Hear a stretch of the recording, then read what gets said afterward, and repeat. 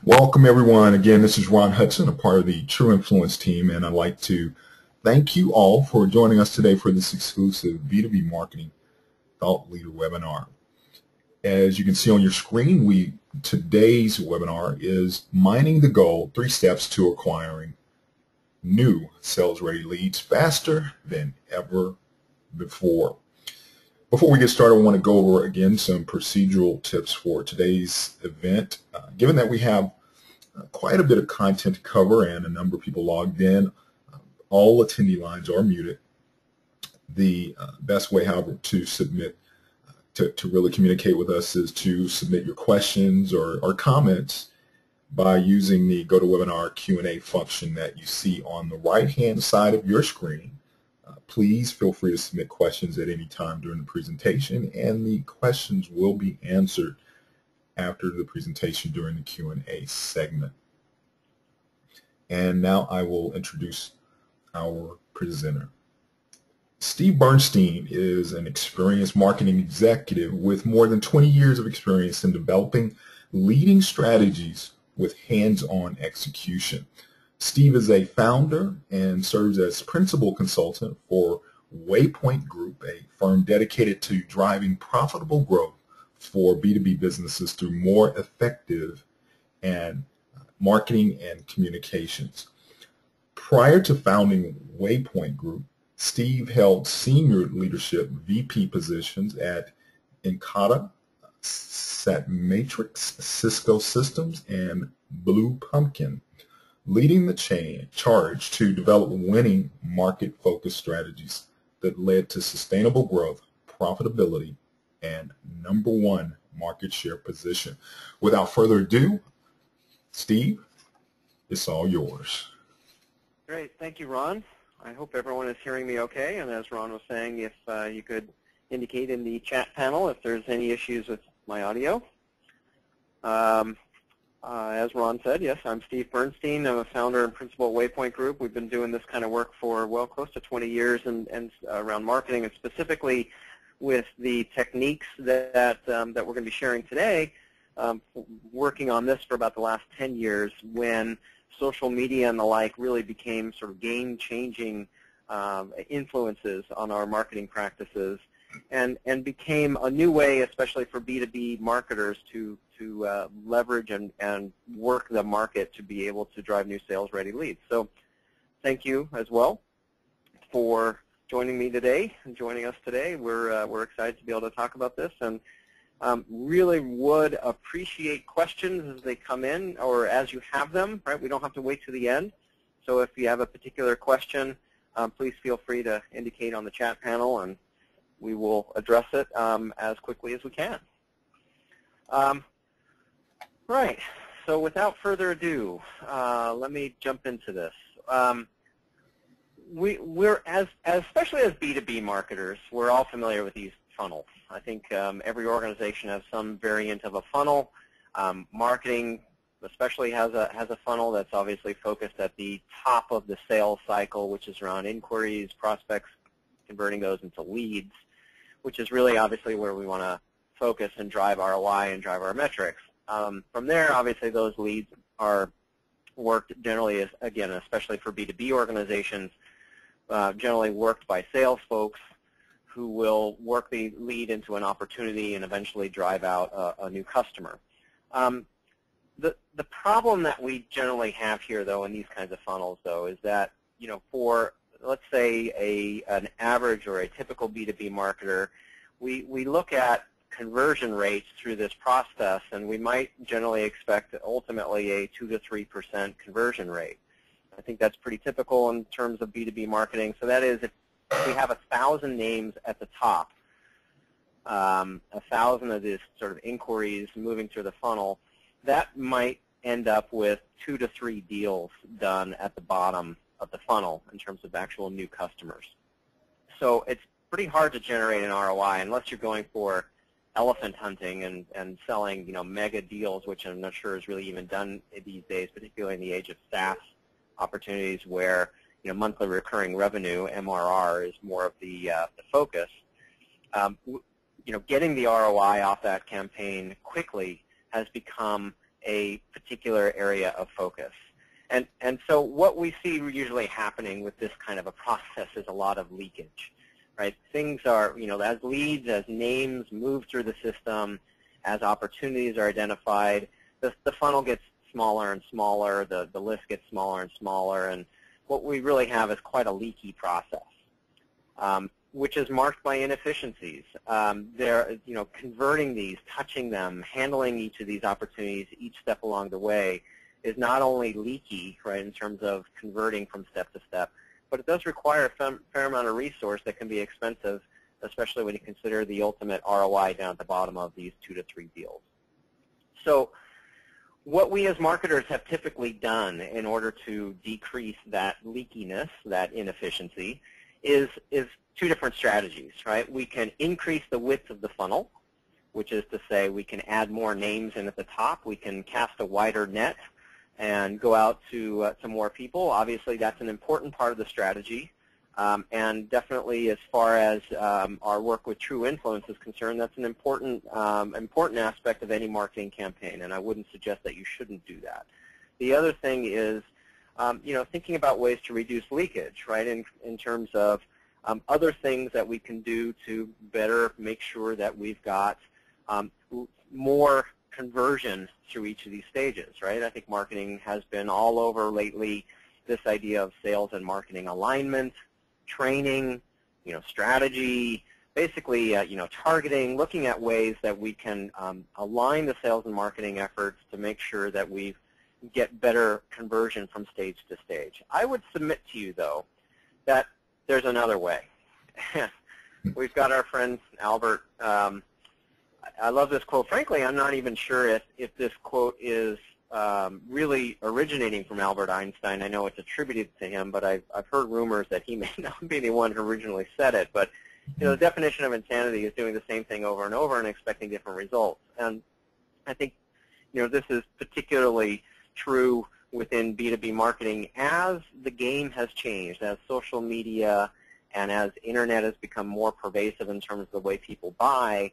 The game has changed, and so we as marketers need to change that as well to make sure that we can address the needs of our prospects and customers. So which is to say, there's these 2 things that we can do, right? Increasing funnel width and reducing linkage. But there's another thing that we should be thinking about doing, and that is to do something different. Let's talk about what that something different is. Basically, what we need to do is recognize what we often call the acres of diamonds or mining the gold. Our customers are assets. If we think about the way business gets done today, in the days of past, the Yellow Pages or things like the Yellow Pages were commonly used, right? We would get the phone ringing by making sure that our message was in essentially the right place at the right time. Mm-hmm. Business isn't really done that way anymore. In this age of networking, I mean, we look for referrals. We talk to people. We network. We use LinkedIn. We post questions. We huddle around the water cooler. I mean, basically, if you think about the way you buy or the way, even, for example, the way you hire people, it's all about referrals, right? Business isn't done with kind of the Yellow Pages. When somebody has a need, they talk to friends and colleagues, or they recall a conversation that they had at a trade show, or a conversation they had at a cocktail party from a friend or somebody. I mean, customers aren't just paying the bills. Customers should be the gift that keeps on giving by giving us those referrals. The whole name of the game has to be creating people that are generating buzz on our behalf, because that's the only way to get customers to come to us. So what we have to do then, and if that's really the objective, is to generate that buzz, we've got to start thinking more like salespeople. What do salespeople do? Right? They essentially think about the process through a couple of different ways. They first of all think about talking to as many people as they can. You see, salespeople are always going out and networking. They're trying to meet people. They go to events. They hand out business cards. They go to meetings. There's an old saying in sales, it's, there's no wasted motion in sales. The more people you can talk to, the better. You need to be able to meet people. Then as you're meeting people, you need to be able to enhance and nurture relationships. As marketers, again, and especially B2B marketers, we talk a lot about nurturing our leads. And I challenge us to rethink that phrase from nurturing leads to instead being enhancing relationships. And it's because of those relationships that we then are able to identify new sales opportunities. Those new sales opportunities only come from enhancing those relationships, or what we might be thinking of as nurturing leads. But again, I would challenge us to think about the customer or the prospect view of this experience, not our internal view. In other words, nurturing leads is a marketing activity. Let's think about what the customer is thinking about. Let's even phrase this as the way the customer is thinking about it, which is we need to enhance the relationship. We really need to get to know these people. Now, from that, we then get to this idea of, where do your best leads come from? It's getting the phone to ring, right? Don't we all love it when the phone is ringing and we have prospects calling on us? Those best leads, again, thinking about our customers as assets, those best leads come from referrals. I would be willing to wager that anybody on this call today will resonate with the idea that our best leads come from people that have already gotten a personal referral. It doesn't matter what your business is or what you're doing. When friends and colleagues are referring, that stands a much better proof point than your own marketing and your own messaging. So let's get that phone to ring. Let's get the buzz going on in the marketplace. How do we do that? Well, take a look at this slide. I'm out here in the San Francisco Bay Area, so I'm going to use a couple of Giants analogies. I'm very proud of my San Francisco Giants, and the fact that they won a World Series 2 years ago was just fabulous for us, right? Our first one. We were really excited about that. But take a look at number 25 here, Barry Bonds. Barry Bonds was quite a draw. I'm sure everybody's heard of him. Really a home run slugger, right? And the interesting thing about Barry Bonds is not only that he packed the stadium and got a lot of buzz around him, I think the more interesting thing about our friend Barry is that he never won a World Series. He was instrumental in bringing the team to a couple of leading pennants, but never won a World Series. And if we think about, maybe I'm dating myself a little bit, but for those of you that maybe are as old as me that might remember Mr. October, Reggie Jackson, he was the home run slugger back in playing for the Oakland A's way back when. Actually, I'm trying to remember if he was with the A's or with the Yankees at that time. But anyway, there's not that many of those guys that can really help a team win games by swinging for the fences. Usually the way people win is through teams, right? And just like where the best leads come from our customers, we need to leverage the people who have those relationships with those customers. And oftentimes that's not marketing. So as continuing our analogy here, we've got Aubrey Huff, who in Game 5 of our winning World Series bunted to get on base. Bunting is never sexy. It's never all that exciting, or typically not all that exciting. It's at best a single, right? Usually you're not going to make it safely to first base. Aubrey Huff bunted, took one for the team, actually got on base, but more importantly was able to advance some additional runners, moving through the process, right? Some additional runners moved from first base to second base, from second base to third base, put runners in scoring position, and ultimately won the game for the Giants in Game 5, which really turned the tide. And that is the kind of activity that I would really evangelize as important for marketing to take place, or marketing to take forward. It's all about let's not think anymore about swinging for the fences by trying to uncover those qualified, sales-ready, golden leads. Those don't come very often. Those leads where a customer is like, yes, I'm ready to buy, and they want to talk to a salesperson right away, and you've uncovered the gold there. That doesn't happen that often. What happens more often is this idea that we had on the previous slide. We want to meet people, we want to nurture relationships, we want to develop those relationships, and then over time through those relationships, we're going to be able to advance the runners, which is essentially in our parlance here is creating those sales-ready leads. So again, who has those relationships? Usually it's not marketing.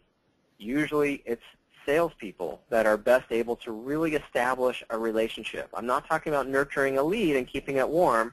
I'm talking about establishing a relationship between that particular prospect and the company. So what is a lead, right? Which is the idea, what do salespeople really want? We talk about sales-ready leads all the time. What salespeople really want, right, is these 3 steps that I had on the previous slide. It's all about the opportunity to talk with people, to then use those opportunities to talk with people to really identify and meet new prospects. And that process of talking with people, meeting new prospects, will eventually result in new sales opportunities. And marketing often provides, new cold names in an attempt to identify those sales opportunities. But again, sales just wants an opportunity to talk to people. And those discussions result in building the relationships. Many times the person that we initially talk to in sales is not necessarily the person that's going to buy. Right? Sales needs to network. Let me reemphasize this. When you uncover a lead or a name, that person is usually not the ultimate decision maker, not ultimately the person that is going to buy your particular solution. We need salespeople to network to get to the right people, to identify who the decision makers and influencers are within this buying cycle, and get to those folks. Now, when we can do this effectively, we can see dramatic results. But before I talk about that, what do we usually see? Again, what we often see is sort of swinging for the fences. We go directly for step 3, identifying new sales opportunities. And that's, typically for B2B companies, that's 2 to 3% conversion rates. It takes a long time. It's slow. That's like, 1,000 names that is very expensive to generate. And getting to that name, those 1,000 names obviously requires a much wider net. Those are going to convert at a 2 to 3%. I mean, again, it takes a long time. Now, by contrast, this is a real example from an enterprise technology company that we've done some work with that have seen the kind of benefits that we're talking about here. Instead of looking at 2 to 3% conversion rates, we're seeing at the bottom line 29%. But again, tracking back through the sales process, the way salespeople work, right, we see some pretty dramatic results. Again, this is one outcome of a recent program that we helped work with a large enterprise. This company had never before seen success rates like this, right? They had been moving along at what had been considered to be industry standard at around 3 to 5%, but their salespeople were extremely unhappy. Their salespeople were saying marketing never does anything for us. Their salespeople were complaining that they get no value out of marketing. They're not seeing the ROI. And so what happened here was this VP of marketing came to us with the idea that, we need to do something different. We need to make sure our salespeople are happy with the leads that we turn over. And, we've run these kinds of programs with smaller companies and seen even more dramatic results. This is a pretty large effort where you see there was 800 salespeople out in the field. Actually, there was about 802 to be exact. But across those 800 account managers, you see these pretty dramatic results in terms of 29% ultimately generating new sales opportunities and really being ecstatic with the program.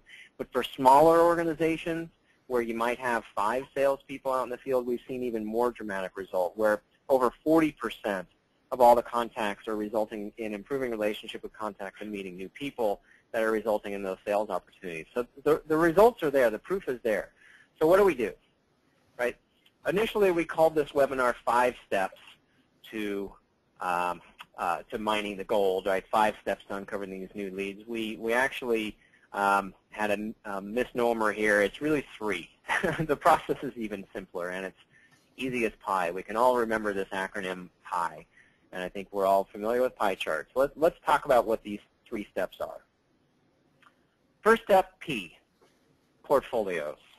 Let's talk about portfolios for a second. There's a bunch of stuff on the slide that I want to address. The first thing is this idea of segmenting or dividing your customers into those that are with you and those that are not with you. And I'm specifically using the word portfolio, not the word segment. Segment is a marketing word, right? The rest of the business doesn't really talk that way. The rest of the business doesn't talk about segments and demographics, psychographics, all the things that we as marketers tend to use. What the rest of the business tends to talk about is money. And portfolios are money, right? We all understand portfolios in the context of our own assets, our own personal financial situations. You know, portfolios are our assets. Well, customers are our assets. And therefore, you know, if we draw this, you know, let's connect the dots. Portfolios are our customers. Segments aren't our customers. Segments are kind of a marketing term, but portfolios are our customers. And what we need to do is identify which customers are in which portfolio, right? If your portfolio isn't strong, then you're not going to be in a good financial position. What we need to do is drive some care and feeding of our portfolio. So again, it may sound like semantics, but this is what gets business people interested. And getting business people interested is what marketing is all about, whether that is internal marketing or external marketing. What we really want to be focusing on is getting people interested and starting with the internal audience. So let's start talking about portfolios. And that portfolio has to be, first of all, you know, identifying which customers are with us and which aren't. We use the techniques from the Net Promoter Research, which has been around for about 10 years, and we were very fortunate to be at the earliest stages of the Net Promoter Research, working in the Net Promoter world since the Harvard Business Review article came out back in 2002 and the book ultimately in 2003, The Ultimate Question. I'm going to talk a little bit more about Net Promoter, but basically what we really are focused on is using this idea of understanding those customers that are very likely to recommend and those customers that aren't very likely to recommend, right? And starting with that as the basis for our portfolio strategy, you know, what we really obviously want to nurture are both segments, but in very different ways. We want to nurture our promoters because they are very likely to recommend us. We want to nurture our detractors in the same way because they're not likely to recommend us, and we want to turn them into promoters. We want to make them likely. Now, a little bit more about Net Promoter and how this works. There has been a lot written about this. You can go out to netpromoter.com. You can even go to our website, waypointgroup.org, and you'll see a whole bunch of information on how Net Promoter methodology works. But here's a couple of key quotes from the research here. And this, you know, Net Promoter is based on years and years of actual customer buying research. The argument for Net Promoter is based on the relationship between survey scores and the subsequent behaviors of individual customers over time. You know, I really want to focus on that, right? Subsequent behaviors of individual customers over time. You know, in the B2B world, what's a customer? Right? A customer is a group of contacts that actively, collectively make the buying decision. Right? There are decision makers, but those people don't often really make the decisions. Right? The decisions are often made by a collection of key influencers, which are end users, project managers, line of business managers, other executives. Right? Those people need to be considered. So the piece of work here for B2B marketers is to establish that accurate contact list. Right? You might have a customer list. You probably have, I'm sure you have a prospect list. But it's critical that you engage the right people within those customers. And most CRM systems just don't have that. Who does have that? Salespeople have it. Right? The salespeople have it either in their heads or in their Outlook or in their email systems, whatever it might be. Right? They know who the customer really is because they've worked with a number of different contacts across that buyer, across that buying organization, to identify who are the right contacts that need to be convinced, to work with those key contacts, and to get them successful, to get them as a happy customer, a happy client. So you'll need, if we're talking about identifying those customers that are with you, what we need to do is identify those contacts that are with us in B2B organizations. we'll need to collaborate with a few salespeople. And I would recommend running a small pilot project, right? Find a few folks in sales that you have good relationships with, or find a few folks in sales that you think are, most likely to get it, and they'll work with you to produce that contact list. Show them how they're going to benefit from better networking and getting more leads faster. The way we're going to do this, again, is to establish that portfolio strategy around which contacts are with us from our existing customer base. The next step now is to identify who those people are, right? You put in place now the portfolio strategy. You've gotten buy-in from a couple of sales folks to run a small pilot program. You've gotten buy-in from your VP of marketing or from whoever is making the decisions within your company to run a small program to see how this works. You now are moving forward with working a few salespeople to build that accurate contact list. We're going to get now to the next point, which is to understand which customers, that is, which contacts, are in which portfolios. And you'll build a very simple questionnaire. That recommend question that we were talking about before, the basis of Net Promoter. How likely are you to recommend Company X to friends and colleagues, right? Build that very simple questionnaire and establish along with that questionnaire a very simple communications program, internally and externally, to drive participation. Why should customers give you feedback? Why should customers respond to your questionnaire and asking them this question? You've got to show them that this is real, that you're going to listen, that you're going to act. So you've got to identify and commit up front that you're going to be taking action based on what people are telling you. And that action is to engage your customer base. Again, mining the gold, those customers. So assuming that you've identified now that you're working with these 4 portfolios, working with these 2 portfolios, the with you and the not with you, that's going to break down into 4 subgroups. The first group, according to Net Promoter methodology and what we see time and time again, are those promoters, right? The people that are with you. These are people that clearly love you. They have indicated in the survey response they are clearly promoters. They're very likely to recommend. They proudly talk to friends and colleagues about you. What a great asset, right? That is somebody clearly that's easy to leverage. Then we've got detractors, right? Detractors you might think are people that don't like your firm. But the reality is somebody who scores you low on this likelihood to recommend, the research has found, interestingly, that those people actually generally just have missed expectations. They're still engaged.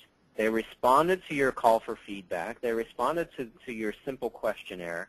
And they're telling you they are not likely to recommend. They're telling you they're raising their hand and explaining they have an issue. Now, the good news is we call them detractors, according to the Net Promoter methodology, but they're still engaged, right? They are still somebody that you've got a relationship with, and we can easily convert them by addressing their issues. I'm going to talk a little bit about how we'll do that in just a second. Let me round out this slide. There's 2 more groups that we really want to talk about. You've got passives. These are essentially defense sitters, right? You haven't given them a reason to promote. I suppose you could call them satisfied, but satisfied clearly isn't enough, right? These are people that generally score you their 7s or 8s on that 0 to 10 scale around the recommend question, and the research has shown that they are in the middle. They could easily just as easily head south to become a detractor as they could go north to become a promoter.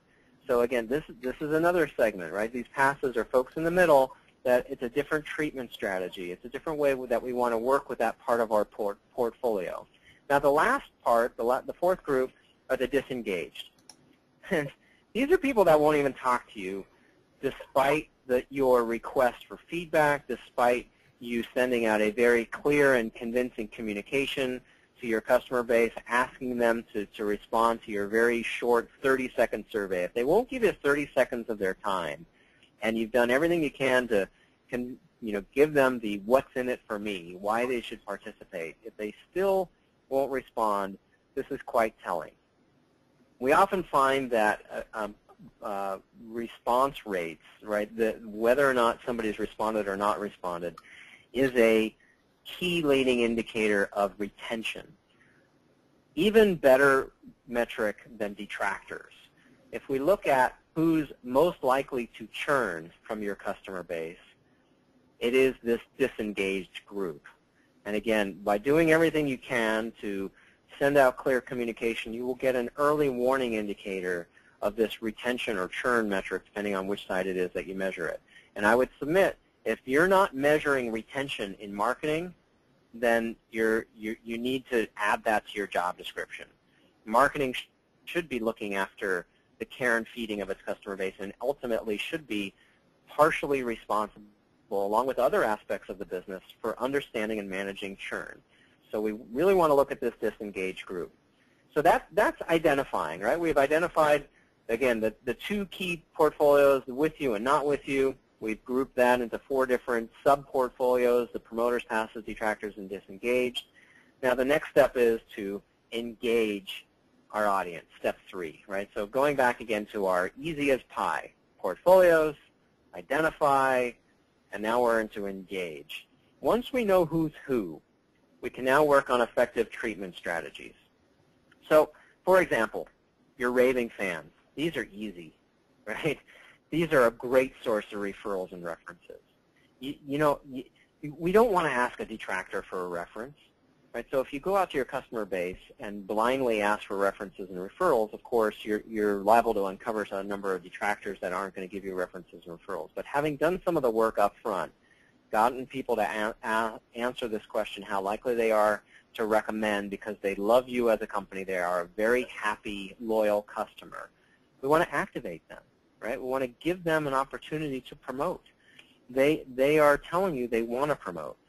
So take advantage of the fact that they have people in their network.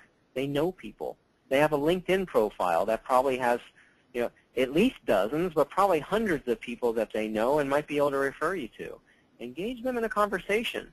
Or more importantly, you've identified that they are a promoter. You've done a lot of the heavy lifting.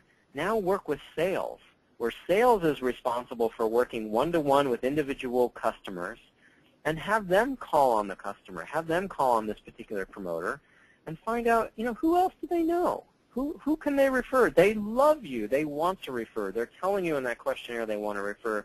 Take advantage of it. Passives, we've got to engage them. They are very likely, or just as likely, to head south to detractor land as they would be to head north to promoter land. They are sitting in the middle. We've got to engage them. How do we engage them? By making sure that we move beyond just merely providing a product to actually differentiating through a customer experience. We want to make sure that we've understood and addressed the expectations that they have, and that we're delivering against those expectations. So where we have passives, this is a great opportunity, again, not just for sales or support, but for marketing, to uncover what are the expectations that we may not be delivering a wow experience against. Where are those expectations? Think again, about the expectations that your customers might have. Those expectations are set by your competition, by experiences with other providers, by things that are coming up in the sales experience, right? Expectations get set. We've got to make sure that those expectations are being delivered. And then, therefore, if they're not being delivered, we've got to work on ways to engage our passives to actually reach that last mile and deliver against that expectation. That is going to be something that marketing can shepherd. It's an opportunity for marketing to get further engaged, but they're not necessarily going to be the ones to actually do it. It's your job to make sure it gets done. Now, detractors, very similar to passives. Our goal with detractors is to convert them. How are we going to convert them? Same way, right? Let's identify what the expectations are. Let's deliver against those expectations. A lot of times that comes through one-on-one follow-up work. Sometimes that's through sales. Many times it's through your client services or support organizations, to make sure that we understand where the detractors are, make sure that we address the experience in some way. Now, sometimes those expectations are simply not able to be met with your current offerings. Sometimes those expectations are just, not in the plans right now. But The more we can listen to our detractors, the more we hear them, the more we understand where those expectations are, the better we can react in the future and avoid creating detractors in the first place by creating the right offerings that will maximize the number of promoters we have in our business. And then finally, prove. For our disengaged folks, what do they want? They've checked out. They're not responding. We need to prove it to them. We need to earn their loyalty back. The best way to do that is through something that we call demonstrated listening. We need to demonstrate listening. We need to demonstrate that we've heard our customers by showing them that we are understanding and listening to what our customers need and acting on it. And the best way to do that is by telling your customers very candidly what you've heard and what you're going to do.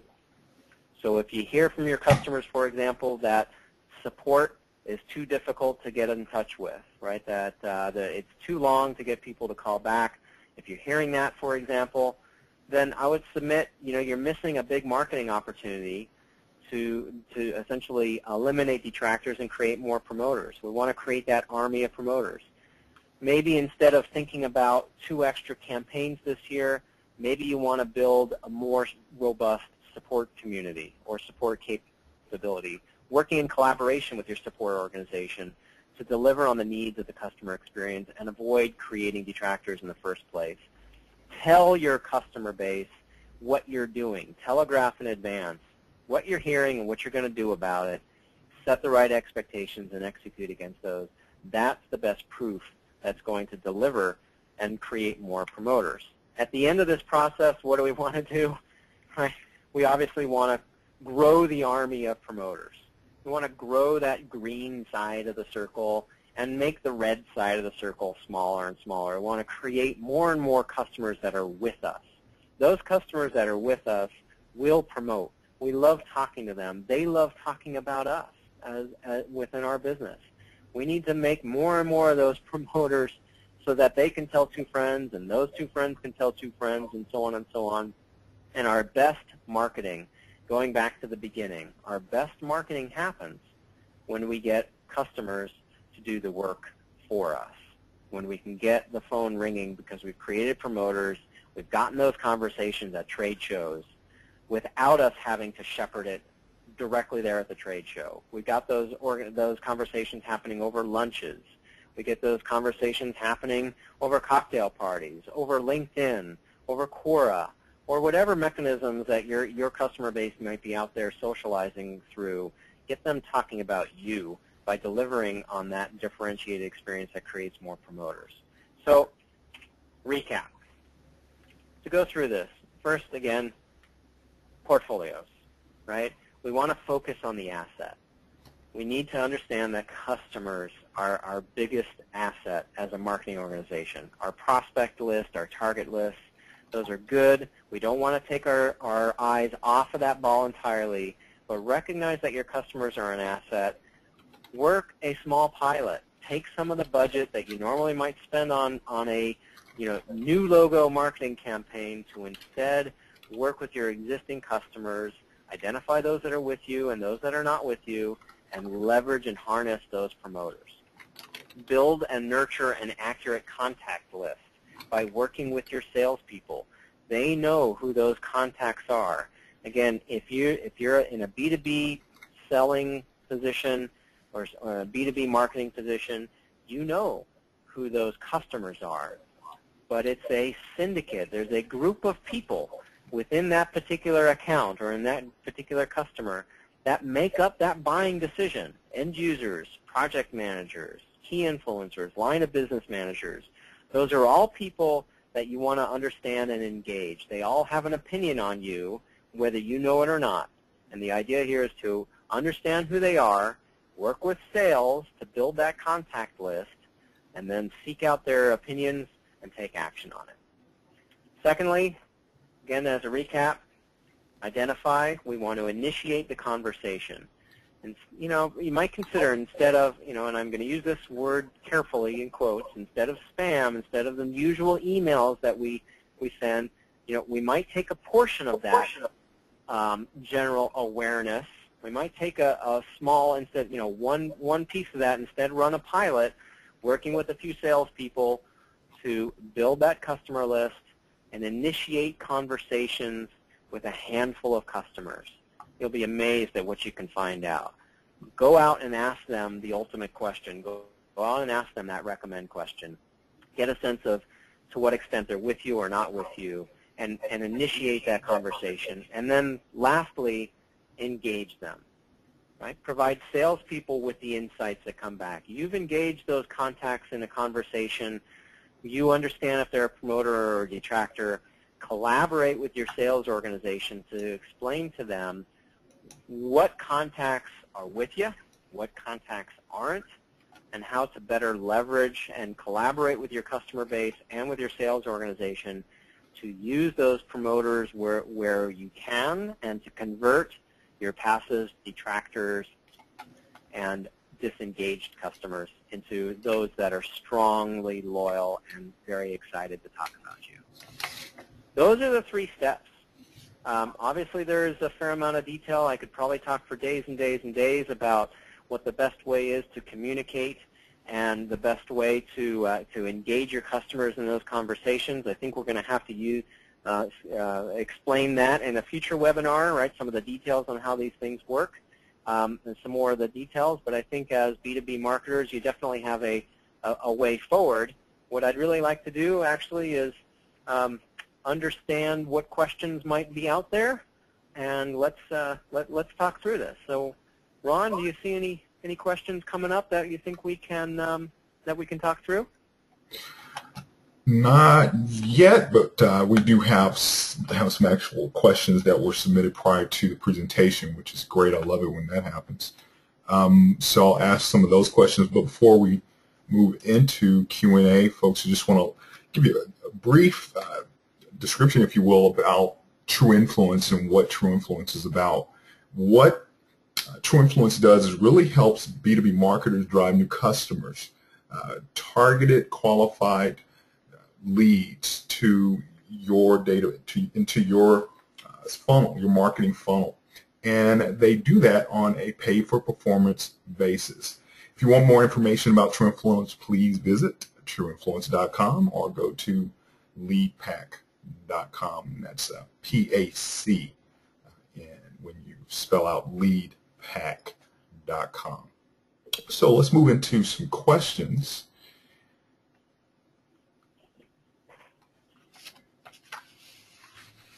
Okay. Right now, let's see what we have. Oh, here we go. Customer support already does customer surveys. How's this different from a customer satisfaction survey? That's a great question. Companies all over the world are doing surveys all the time. The difference here, and it may seem subtle, but it's critical. Those customer satisfaction surveys are typically asking a small set of customers based on a recent experience for some feedback about that experience, about that particular touch point. So the important difference here is that to recognize what any existing surveys are doing, that is, what are they asking? When are they asking it? Are they asking it, relative to a support interaction, for example? And most importantly, who are they talking to? Many times those existing satisfaction surveys are going to one key contact or one person who interacted with support on that account. And I go back to this idea that it's all about a robust contact list. We need to understand who are the complete set of contacts that have a relationship with your company. In B2B, it's not just one person. B2C, this is easier. B2C, it usually is one person. B2B is much more difficult. We have a bigger challenge in B2B marketing that can be addressed by understanding who those contacts are and making sure that we ask the right questions about the relationship overall and not just about one specific transaction. Ron, maybe there's other questions, or I don't know if you have any thoughts on that response. I'm unfortunately, I don't have any thoughts on the response. I was actually looking at monitoring the Q&A here to see if someone had a question. In fact, Jim, I saw that you responded yes, but I'm waiting on your question, so if you will go ahead and submit that. I do have a question that is ready right now, another question, so let me ask that one. You say to do this instead of spam. How do you initiate a conversation? Right. So, we've been talking about, B2B marketing has a couple of opportunities. There's the opportunity to identify, new logos by, with the campaigns that we're all very familiar with. That is an important marketing activity, and I don't want to say that you should stop doing that entirely. But what I am suggesting is that we also need to do something different. So initiating the conversation, first of all, is all about committing to the listening, right? So the question here was, I think, if I remember right, Ron, it was, do this instead of spam. We need to. How do you initiate the conversation? I think that was the question. Yes. So, the first of all is, you have to commit to wanting to converse. Go back to those 3 ideas that we talked about before. It's not just about swinging for the fences, and it's not just about going for the gold here in terms of identifying a new sales opportunity. What we want to do is help our salespeople meet new people. Mm-hmm. And the way we can do that is by uncovering who our promoters are and giving that insight back to our salespeople so that they can engage those promoters and get the referrals to help build the kind of opportunities, help build to the prospects and opportunities that they ultimately get with. And sometimes those referrals actually are within their own account. If you take a very large corporation, let's say, I don't know, let's say you're working with Bank of America, a huge corporation, you're probably only doing business in one portion of the bank. I'll bet they know people in other portions of the bank. You can expand your influence, but just by understanding who your influencers are, who else they know, and again, starting that dialogue. So it doesn't mean that you're going to do everything that your customers tell you to do in terms of that conversation. But what it does mean is, engaging them, understanding what you're going to be, how you're going to be taking action, and addressing their customer feedback in some way. Mm-hmm. Addressing their requirements, making sure that they feel that they're heard. Mm-hmm. Okay. I do have a question from Mark. Mark's question is, should you upsell a customer when having a customer service call? Thank you for your question, Mark. Great question. We've seen all the time, very frequently it's been talked about in contact center environments or customer support about having the support people, create these upsell and cross-sell opportunities. I'll tell you, here's what we've found in our research. Most of the time, the expense involved in training your support people and trying to get them to sell generally creates or generally detracts from the ultimate customer experience. In other words, when somebody is calling in for support, they're not necessarily calling in to be sold something. They're calling because they have a need, and that need has to get fulfilled. Now, sometimes that need could be fulfilled by selling a new solution. Mm-hmm. So when the customer has a particular need, it's that support rep's job to make sure that the need is fulfilled, not to sell something. Mm-hmm. And when we fulfill that need, we're going to create a promoter. And once you've created the promoter, now you've got permission to engage them in a conversation that could result in cross-sell and upsell. Mm-hmm. But I would submit, before the most important thing first is to address the need, create the promoter, then follow up by engaging that promoter in a conversation. Personally, I kind of hate it when I call some of these contact centers and they try to sell me every service under the sun. Right. I just have a particular need and I want it to be satisfied and I want to get off the phone. But if they satisfy me, if they make me very successful, they've solved my problem. If they follow up with me afterwards and have an offer that I might be interested in, I'd be very receptive to it. And not only that, but I'm going to tell my friends and colleagues. I've seen it just to also answer Mark's question, Mark, I've seen it happen in companies like Sprint as well as AT&T when customers are calling in. If their problem is resolved on the call, AT&T and Sprint have been very successful at at cross-selling, not necessarily upselling on that same call. And it really speaks to what Steve is talking about, and that is taking care of what that person is calling about right then and there. If you can, I think, I can't remember which one of the companies used this phrase, but it's all, their focus is one and done. If we want to resolve whatever problem the customer is having or satisfy whatever need it is that they've called in about, and then segue into something that is related to a service that they already are using at the time, or possibly introducing them to something new. But where they've seen the most success is cross-selling, selling them something else that they already have, selling a better version of that, which is upselling to a degree, depending on the dollars exchanged. So thanks again for that question, Mark. Great question. Yeah, just one other thought. That's a really, really important insight, Ron, and I want to underscore that. Okay. For B2B versus B2C, usually in B2C interactions, you can resolve the issue on the call. It's not always the case in B2B, or I should say it's less frequently the case in B2B. B2B support and service interactions usually are more complex. They require a little bit more back and forth and a little bit more time being elapsed. So to your point precisely, when the problem is addressed or resolved, that's the perfect time to start engaging them in that conversation. Right. It is typically more challenging to get that done in those B2B calls where it's a software conversation about resolving my issue with your software.